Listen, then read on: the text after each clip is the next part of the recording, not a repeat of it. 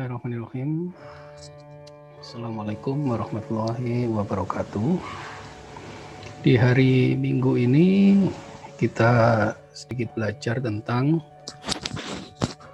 hukum benda.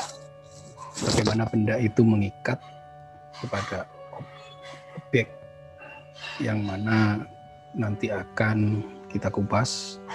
Bagaimana hukum benda di Indonesia, semoga ini membawa manfaat buat Bapak Ibu sekalian, penikmat ILC. Saya akan share screen bagaimana hukum benda di Indonesia diatur dan juga penerapan di dalam peraturan-peraturannya. Sebentar Bapak Ibu, ya. Nah ini pertama tentang hukum benda ya. Kita langsung masuk ke materi. Ya, hukum benda ini adalah peraturan-peraturan yang mengatur tentang benda atau barang-barang yang dalam bahasa Belanda itu disebut dengan zaken. Dan hak kebendaan yaitu zakelijk recht. Nah, pengertian benda ini dapat dibedakan menjadi pengertian dalam arti sempit dan arti luas. Nah, yang mana pengetahuan ini bisa kita gunakan untuk kita mempelajari apa sih objek hukum itu, ya. Di dalam pengaturan hukum itu ada subjek hukum yaitu orang atau badan hukum, ada juga objek hukum di mana objek hukum ini yang selalu kita jadikan dasar bagi kita notaris itu untuk membuat pembebanannya nantinya. Sekarang kita lanjutkan lagi. Sekarang tentang pengertian benda atau zak yang dinyatakan dalam pasal 499 KUH Perdata. Ya. Nah, menurut undang-undang ini dinamakan dengan kebendaan, yaitu tiap-tiap barang dan tiap-tiap hak yang dapat dikuasai oleh hak milik. Ya. Nah, contohnya kalau misalkan benda tetap, ya misalkan tanah, bangunan, gitu. Benda bergerak bisa kendaraan. Ya, nanti kita lanjutkan lagi. Ya, sedangkan berdasarkan ketentuan tersebut, pengertian benda ini meliputi segala sesuatu yang dapat dimiliki oleh subjek hukum, baik itu berupa barang maupun hak. Ya, sepanjang objek dari hak milik itu dapat dikuasai oleh subjek hukum. Nah, selanjutnya di dalam sistem hukum perdata Barat, pengertian benda sebagai objek hukum tidak hanya meliputi benda yang berwujud yang dapat ditangkap dengan panca indera, tetapi juga benda yang tidak berwujud, yakni hak-hak atas benda yang berwujud. Ya, nah ini kita bisa lihat nanti. Saya lanjutkan dulu sekarang tentang dasar hukum dari benda.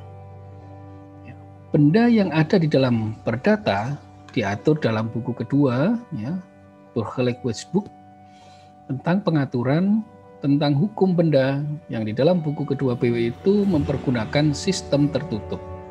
Artinya, orang tidak diperbolehkan mengadakan hak-hak kebendaan selain dari yang telah diatur dalam undang-undang ini. Ya. Selain itu, hukum benda bersifat memaksa atau dwingenrecht. Artinya harus dipatuhi, tidak boleh disimpangi, termasuk membuat peraturan baru yang menyimpang dari yang telah ditetapkan. Ya, nanti akan kita bahas lebih lanjut contoh-contohnya. Sekarang kita masuk pada masa kini. Selain diatur di dalam buku kedua BW, hukum benda juga diatur di dalam UU-PA, yaitu Undang-Undang Pokok Agraria Nomor 5 Tahun 60. Di mana hak-hak kebendaan yang berkaitan dengan bumi, air, dan kekayaan yang terkandung di dalamnya. Hukum benda juga diatur di dalam Undang-Undang Merek Nomor 21 Tahun 61 yang mengatur tentang hak atas penggunaan merek, perusahaan, dan merek perniagaan. Selanjutnya Undang-Undang Hak Cipta Nomor 6 Tahun 1982 yang mengatur tentang hak cipta sebagai benda tak berwujud yang dapat dijadikan objek hak milik. Lalu Undang-Undang Hak Tanggungan, ya.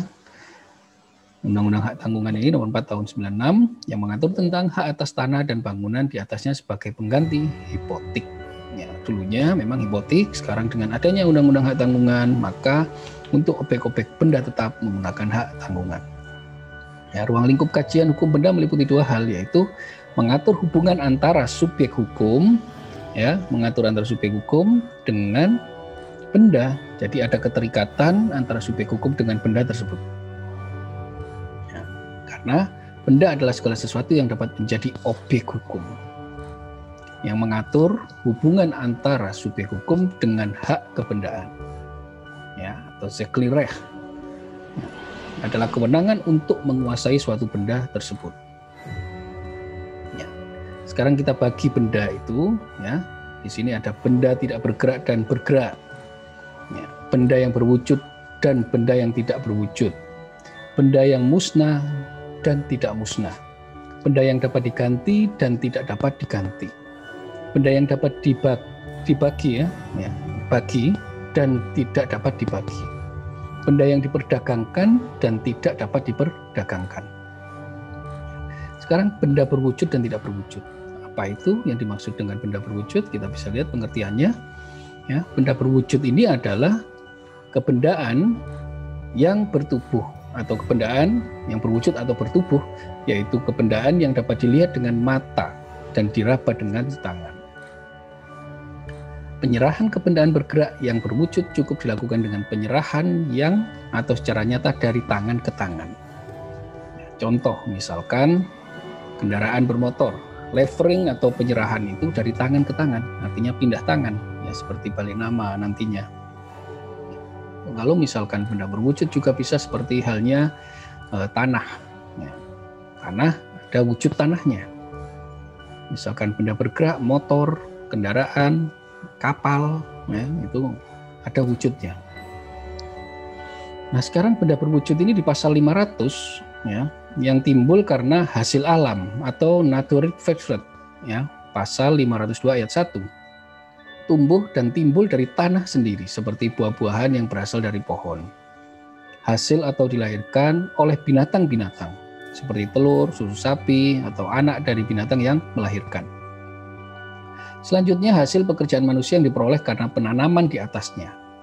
Ya, pasal 502 ayat 2 seperti ubi-ubian, wortel atau kacang tanah serta yang lainnya. Nah, sekarang kita masuk ke benda tidak berwujud, ya.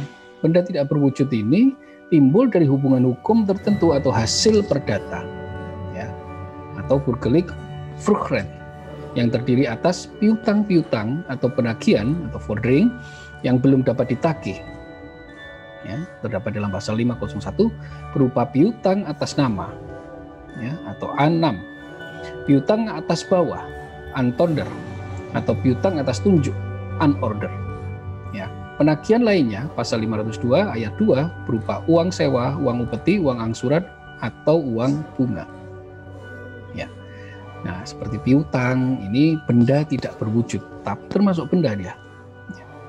Selanjutnya, arti penting dari perbendaan ini adalah pada saat pemindah tanganan benda yang dimaksud, ya, yaitu jika benda berwujud, yaitu benda bergerak, maka pemindah tanganannya secara nyata dari tangan ke tangan.